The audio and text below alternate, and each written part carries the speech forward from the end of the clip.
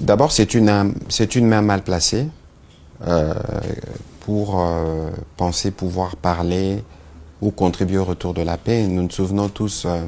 des déclarations qui ont été tenues par le président Mbeki, des déclarations malheureuses qui ont illustré une forme de méconnaissance de la crise actuelle. Quoi qu'il en soit, c'est une initiative informelle qui ne peut nullement nous intéresser, en ce sens aussi, en plus, que nous sommes déjà engagés dans un processus bilatéral avec le Rwanda à Washington, dans un processus avec les supplétifs, notamment dans ce qui s'est fait à Doha. Mais vous avez aussi vu que, à la suite de la rencontre que le président de la République avait initiée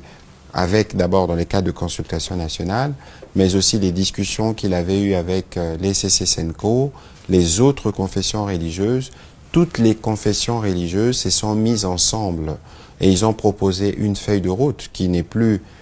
celle qui devait être de l'ECC-SENCO au départ ou celle qui devait être celle des confessions religieuses au départ. Donc vous voyez que nous sommes déjà engagés sur 3 pistes pour nous conduire à la paix. On n'a pas besoin de pistes supplémentaires, surtout pas par celui qui est perçu comme partisan, parce que ce sont ses propres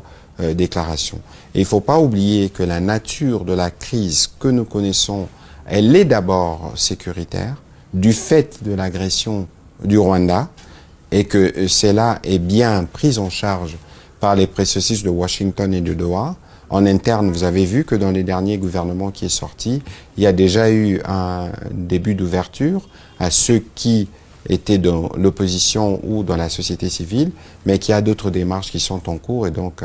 l'initiative de l'Afrique du Sud est pour nous inopportune. On va pas verser dans des soupçons sur les calculs qui sont le sien, mais nous connaissons ces positions qu'il a clairement exprimées. Je voudrais pas les rappeler ici. Et cette attitude n'est pas de nature à contribuer pour le retour de la paix, parce que lorsque déjà on fait mal les diagnostics ou on prend fait et cause pour ceux qui ont tué par milliers,